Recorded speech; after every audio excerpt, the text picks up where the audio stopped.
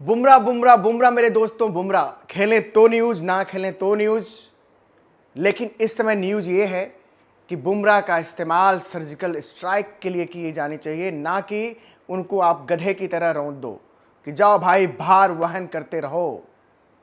और ये बात अनिल सिंह नहीं कर रहा है, ये बात कर रहे हैं सोहम देसाई, जो इंडियन टीम के साथ 5 सालों तक स्ट्रेंथ और कंडीशनिंग कोच के तौर पे रहे हैं। और बुमराह को 11 सालों से जानते हैं, 2014 से जानते हैं, उनकी चोट को, उनकी चोट की के नेचर्स को, उनकी फिटनेस को, कितना लोड ले सकते हैं, कितना लोड नहीं ले सकते हैं, सब कुछ जांचा परखा देखा समझा जाना है। मिस्टर देसाई फरमाते हैं कि जैसे कोई सेना सर्जिकल स्ट्राइक करती है, उसी तरह से बुमराह का इस्तेमाल सर्जिकल स्ट्राइक्स के लिए होना चाहिए। साल में बहुत माइंडफुली, बहुत एहतियात, बहुत ध्यान के साथ उनका इस्तेमाल करिए, क्योंकि ये आपकी सबसे बड़ी तोप, सबसे बड़ी होप है। ये नहीं कि उनका इस्तेमाल किसी भी तरह आंख मूंद कर आप कर लो। वो कहते हैं कि बुमराह को मैं 2014 से जानता हूं, जब वो रणजी ट्रॉफी खेल रहे थे, और जब जब उनके एसीएल की चोट उभरी थी, और जब वो आए थे एनसीए, तब सोहम एनसीए में ही होते थे। और वो कहते हैं कि बुमराह की बॉडी इस तरह की नहीं है कि वो लगातार आप 5 टेस्ट मैचेस खिला दो, लगातार सीरीज़ खिलाते रहो, लगातार सीरीज़ खिलाते रहो। क्योंकि बुमराह आपकी वो थाती हैं जिसका इस्तेमाल आप सोच समझ कर करते हैं। जैसे होता ना, घर के अंदर सोना जवाहरात आप रखे होते हो, रुपए पैसे की बात नहीं मैं कर रहा हूँ, सोना जवाहरात आप रखे रहते हो, उसका इस्तेमाल सही मौक़ों पे ही होता है। आपको किसी अपनी बहुत करीबी को गिफ्ट देना होता है तो आप सोना निकालते हैं, आप जवाहरात निकालते हैं।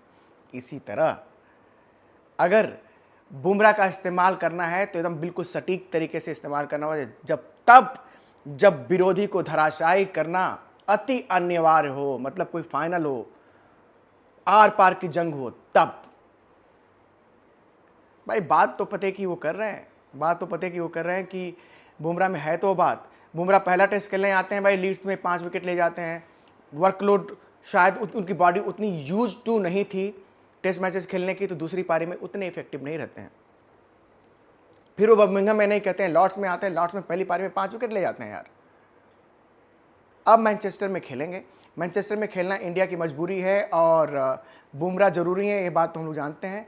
साथ ही बीच में ये जो गैप मिला है ना 7-8 दिनों का, और बुमराह ने नेट्स पे बॉलिंग नहीं की है।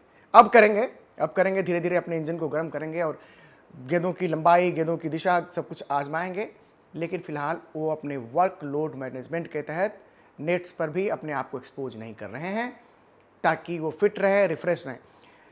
तो हम बताते हैं कि मैं ना इस इंडियन टीम को और इनके खासकर गेंदबाजों को इतने अच्छे ढंग से जानता हूं कि मुझे पता होता है कि उनके चाल से, उनके बिहेवियर से, कि ये बंदा, इसकी बॉडी अंडर स्ट्रेस्ड है या फिर नॉर्मल है। अगर नॉर्मल है तो भाई ठीक है, अगर स्ट्रेस में है तो हमें उस पर काम करना होता है। वो कहते हैं कि हमारे लिए सबसे ज़्यादा चैलेंजिंग वक्त वो था जब ये इंडियन टीम 2021 में गई थी खेलने इंग्लैंड में। वो 4 टेस्ट मैचों का दौरा, दोस्तों आप लोगों को याद होगा, जहाँ पे इंडियन टीम ने 2-2 की बराबरी कर ली थी और 5वां टेस्ट मैच खेला नहीं गया था बिकॉज कोविड की वजह से, जो बाद में बुमराह ही कप्तान बनकर गए थे और अगले साल खेला गया। तो बोलता है कि रवि शास्त्री तब इंडिया के कोच थे, और रवि शास्त्री ने उनको कह दिया था कि भाई कुछ भी करो, हमें बुमराह, हमें शमी, ये सारे तेज गेंदबाज जो हमारे गए हुए हैं, मुझे 5 टेस्ट मैचेज में चाहिए फिट एंड फाइन। तब उन्होंने कहा कि 1-2 दिन असेसमेंट करने के बाद मैं रवि शास्त्री जी के साथ बैठा और उनको अपना प्लान बताया कि सर एक चीज़ देख लो, ये बुमराह और शमी के साथ आप 5 टेस्ट मैच में नहीं जा सकते। 4/5 कर लो, एक के साथ 3/5 कर लो। उस समय बुमराह के साथ 4/5 की बात कर रहे हैं, शमी के साथ 3/5 की बात कर रहे हैं। चलो 5वें टेस्ट की जरूरत नहीं पड़ी, 4 टेस्ट के बाद ही वो सीरीज खत्म हो गई थी। लेकिन 2021 में अगर वो स्थिति थी कि जहां बुमराह को ये इंडिया के स्ट्रेंथ एंड कंडीशनिंग कोच ने पूरे 5 टेस्ट मैचेस खेलने के लिए मना किया था, तो उसके 4 साल बाद 2025 में मेरे दोस्तों, जबकि उनकी पीठ की सर्जरी हो चुकी है, तो 5 टेस्ट मैच तो नहीं खेल सकते। और सिर्फ इसलिए नहीं खेल सकते कि तमाम लोग, चाहे वो मांजरेकर जी हों, चाहे वो इरफान पठान जी हों, या कोई भी, आकाश चोपड़ा जी हों, कोई, चाहे पत्रकार बंधु हमारे तमाम, जो ये कहना शुरू, जब पूरी सीरीज खेल ही नहीं सकते तो बुमराह को ले क्यों जाते हो यार, बुमराह इतने फिट नहीं है तो उनको बैठा ही रखो, कोई दूसरा खेल लेगा। अरे दूसरा खेल लेगा, दूसरे खेले, किसमें कितना इफेक्ट है, किसमें कितना असर है आप जानते हैं, मानते हैं। 3 टेस्ट मैच के लिए बुमराह ना 3 टेस्ट मैच के लिए भी आपके लिए धरोहर ही हैं। और देख लो, नहीं जीते, उनके तमाम अच्छे प्रदर्शन के बावजूद आप नहीं जीते, न लीड्स में न लॉर्ड्स में, लेकिन ये बुमराह थे जो अलग शाइन कर रहे थे। तो इंडिया की मजबूरी है, बुमराह बहुत जरूरी है, माइंडफुली इस्तेमाल कर लो। ये जो लोग कहते रहते हैं कि यार समझ लो यार, कितने लोगों का चोट की वजह से करियर खत्म हो गया है यार, नहीं आया ना वापस, नहीं खेल पाया ना टेस्ट मैचेस। अगर वो बंदा आपके लिए टेस्ट मैचेस खेलता है 5 मैचेस की सीरीज में 3, तो बड़ी बात है। अगर आपके लिए वो बंदा वनडेयर्स के लिए अवेलेबल है तो बड़ी बात है। चैंपियंस ट्रॉफी में अवेलेबल नहीं थे, इंडिया की खुशकिस्मती ऐसी थी कि हमारे स्पिनर्स ने काम करके वहाँ पे दे दिया।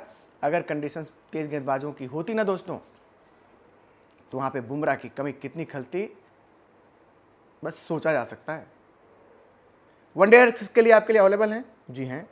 T20s के लिए सारे T20s के लिए अवेलेबल हैं? हाँ हैं। टेस्ट मैचेस के लिए सारे ना, 20-20, 25-25, 26-26 ओवर गेंदबाजी करनी पड़ती है यार एक इनिंग में। बॉडी है, और बॉडी में जिस बॉडी में इतने ऑपरेशन हो चुके हों, वो बॉडी ना सर्जिकल ऑपरेशंस के लिए ही ठीक है। मैंने जैसा एक लफ्ज़ का इस्तेमाल किया ना कि आपको देखना पड़ता है कि आपका घोड़ा कौन है, आपका गधा कौन है। गधे से आप बोझ ढुलाते हो और घोड़े को रेस कोर्स में दौड़ाते हो, बाजी लगाते हो। तो बाजियां लगानी है तो ये बाजीगर बुमराह है आपके साथ, लेकिन अगर बोझ ढुलवाना है तो भूल जाओ, उनकी बॉडी अलाउ नहीं करती तो नहीं करती। खैर, अभी और आज की हकीकत यह है कि मैनचेस्टर में बुमराह खेलेंगे, ओवल में खेलें चाहे ना खेलें, और ओवल की पिच पे शायद बुमराह के बगैर काम चल जाएगा, क्योंकि वो पिच उतनी शार्प नहीं होती वहाँ पे।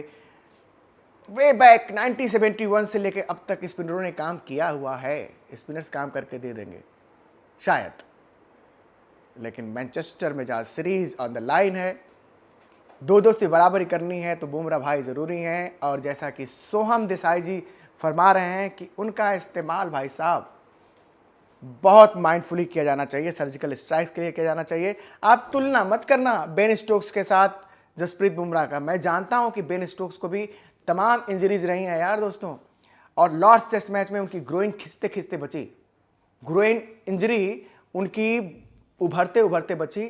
लेकिन वो बंदा आता है लगातार 9.5 ओवर की स्पेल कर जाता है, बंदा आता है एक छोर पकड़ता है और छोड़ता नहीं है। बुमराह आपके लिए नहीं ऐसा कर सकते। अगेन बात सर्जिकल स्ट्राइक की है। 4 ओवर इस्तेमाल कर लीजिए, 5 ओवर इस्तेमाल कर लीजिए, छोटे छोटे स्पेल्स में फ्रेश कीजिए, फिर उनको लेके आइए। और जब सर्जिकल स्ट्राइक्स की बात करते हैं तो ठीक उस तरह की सर्जिकल स्ट्राइक होनी चाहिए जिस तरह से इंडिया ने पाकिस्तान में घुसकर सर्जिकल स्ट्राइक की थी, है कि नहीं दोस्तों? चलिए, सर्जिकल स्ट्राइक पे क्या चुटकी लूं इतने सालों के बाद, लेकिन प्लीज आपसे निवेदन, आपसे आग्रह, आपसे गुजारिश कि क्रिकेट अड्डा को सब्सक्राइब करते हुए चलिए please. God bless you all, see you all in next video. Thank you very much.